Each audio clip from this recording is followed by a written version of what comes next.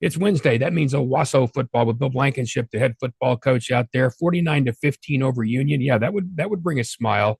Offensively, what a performance by you guys. I mean, I could start anywhere with Hall and Frankenfield. You've seen the tape now after a couple of days. Was it as good as it seemed? Um, yes, uh, we had some fits and starts in some ways, but for the most part, Rick, I thought we played pretty well. Union was giving us some multiple looks defensively, and so we had to adjust some things with our offensive line, and they handled it pretty well. Thankfully, we've seen a bunch of looks from other teams. Yeah. And so, kind of getting caught up with what Union's game plan was part of the issue.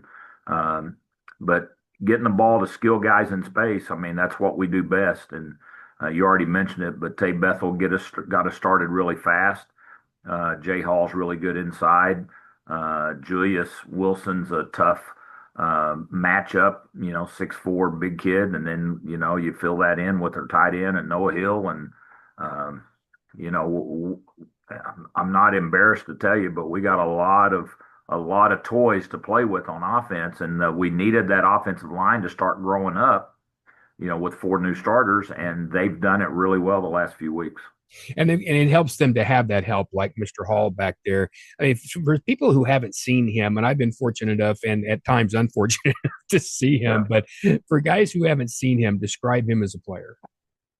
I just think he's the prototype.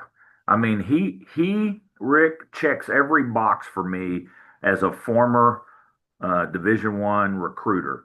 Now, I am the first to understand that, man, the landscape has changed with the portal and all that kind of stuff. But you take Jaden Hall, and is he big enough? Absolutely. He's about 205 right now. Is he fast enough? Absolutely. He's sub 11 in the 100. Can he catch the ball? Absolutely. Catches the ball out of the backfield. How about his blocking and pass protection? Absolutely. Tough guy. How about grades? Check. How about character? Check.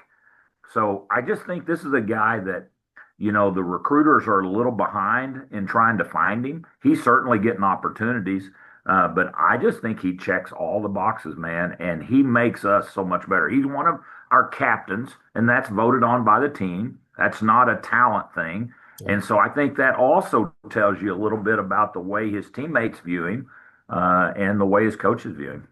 Yeah, and I got to think, I saw Bill Haston write that, Josh Blankenship, your son and offensive coordinator, had to be happy. I mean, you talk about toys. He's got to feel like he has one in Drew Frankenfeld field. You've been around him, so you've seen him as a young player, and he's still a young player, really. But how have you seen him grow, and what is the relationship with him and Josh like?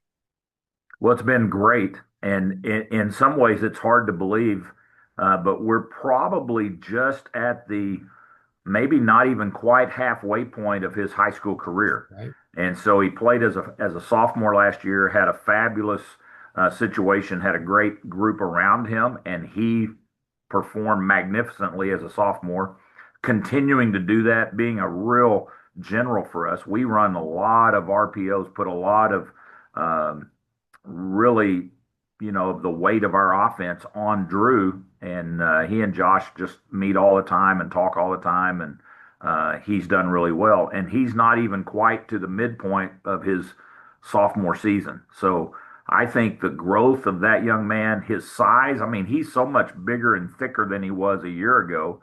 And he showed an opportunity to get out of the pocket and run, and he's still got the legs and the speed to be able to make plays.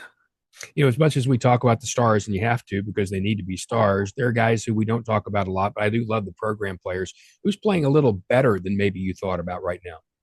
Well, I think the one that keeps showing up is Colton Sudbeck, our tight end, young man that wound up earning the starting job last year as a junior, but he was still so behind the scenes, very much just a grinder.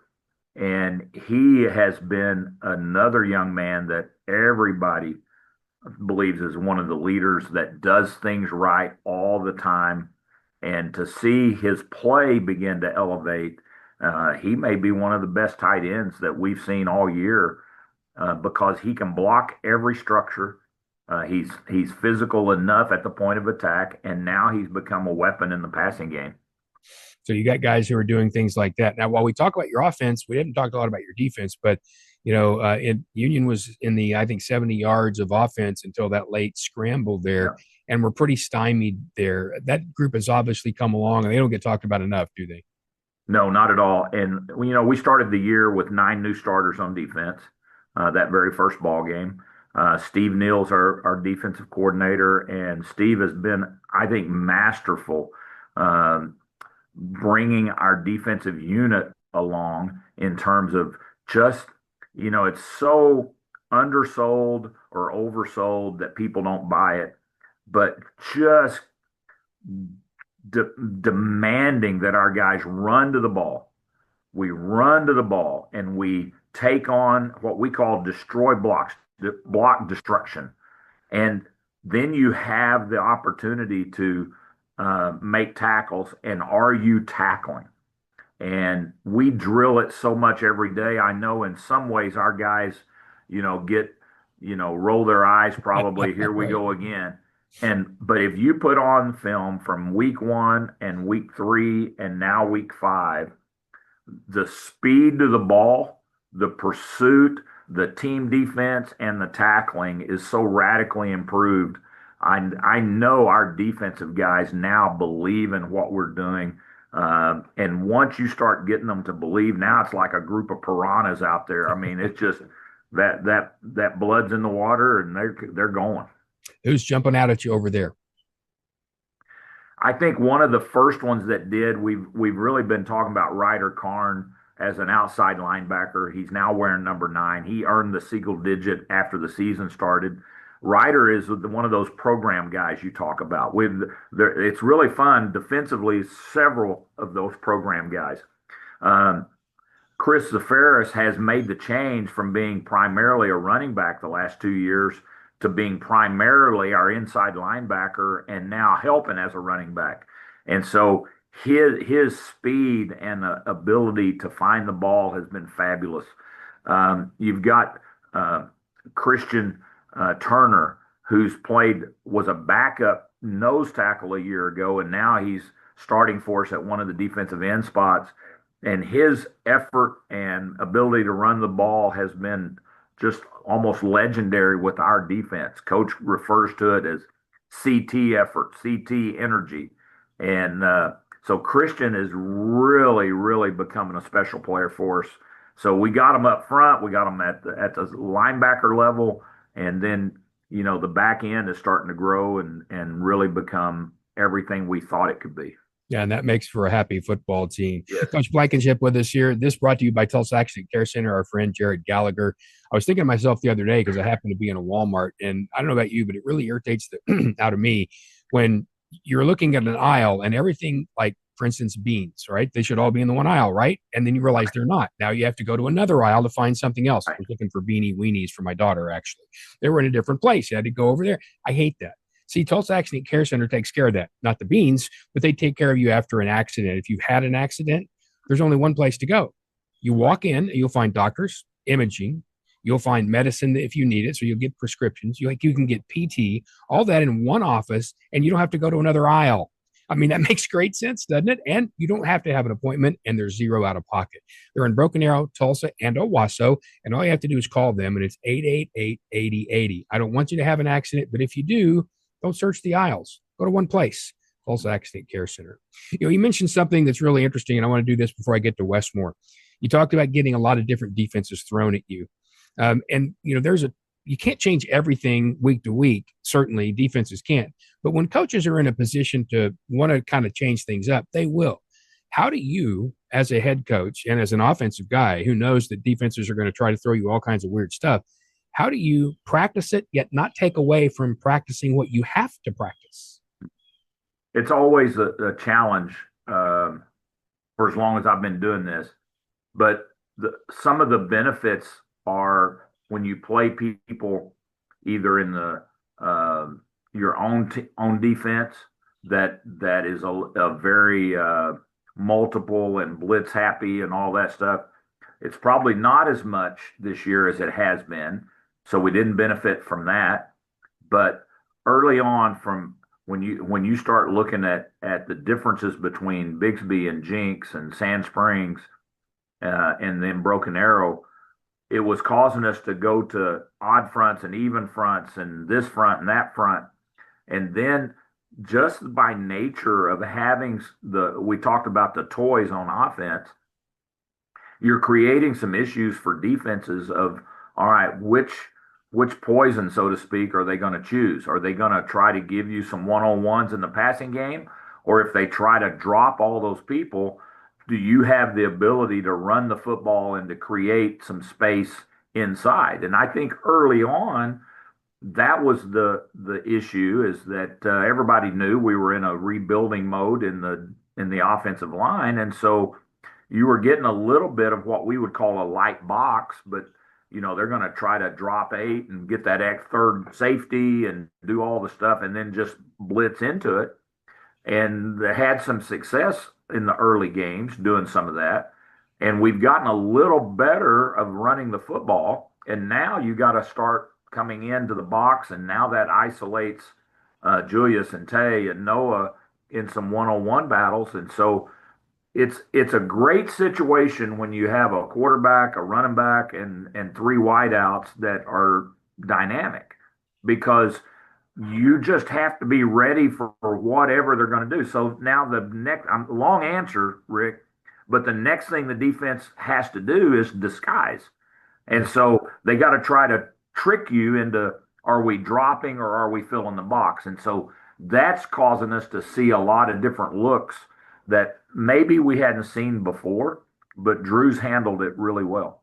And that's the thing. You mentioned that offensive line early. And as a guy who played that position, yeah, anytime somebody suddenly shifts into something you've never Yep. seen, this is who you have, but now there's not a guy there.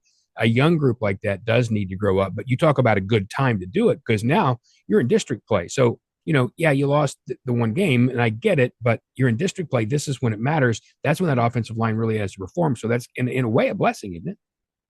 It is, because now we're at a point that we've got that history of being able to make those adjustments and seeing those looks. And I'm just a big believer that football is a game of repetitions. And the more reps you get, doing something, the more of an opportunity you get to perfect it. And that's all we're doing, is getting reps with our group, both sides of the ball. But you're an offensive lineman. You understand they got to work together. They got to make calls. They got to work combos. And the more they've done it, they're getting a little better at it. Yeah. Then you don't have to think about it. It just happens. And that's Right. when you're really, really good. All right. It's a trip down to Westmoore. And really, honestly, they're not a great football team this Right. year, but it's a long trip. I've joked before. It feels like you're going to Amarillo to get to Westmoore. I mean, it really does. It's a long way out there. You look, kids read, they know, they see the schedule. How do you keep them from having a drop off against a team like this? Well, it is a problem, because that's if you focus on Westmore, that's what's going to happen. You can watch film, you understand that they're 0-5. They've had a coaching change once the season started. All the drama that takes that. If you want to go down that path, that you'll take the proverbial Saban rat poison. But what we've shown it so far this week, what we've really gotten our guys to understand is that we are in an absolute race to see how much we can improve between the start of the year and when the playoffs start. And can we be the absolute maxed out best version of the Owasso Rams that we can be when the playoffs hit? And so the trick question I ask them is, who are we playing this week? And of course, I'll get the Westmore, and I'm like, no, no, no, no. We are competing with ourselves. We have to make ourselves better. And we've had two great practices. I expect we'll do really well today. Our guys are locked in and focused and seem to be pretty mature. And we better be, because that road trip is horrible. And when you go into a place that's probably not going to have much of a crowd, Yep. it's just going to be bleh. And so hopefully we can take our own energy and go on this business trip and get better. And that's the thing. The best teams, that '05 team, I mean, business like they just beat you and wanted to keep beating you, and then they wanted to Right, go get better and beat right. somebody next week. And when you feel that in your team, you Yeah, got to smile on the inside, because if you smile too much on the outside, everyone's going to know. exactly, exactly. Well, enjoy that trip down there as much as you can, and Yeah. I agree. I've been there and have to go there again. Until then, congratulations! What a year Well, you're from having, experience, Rick, I just want to enjoy the trip back. That means that the rest of it's been good. and then hope to be practicing on Thanksgiving. Absolutely.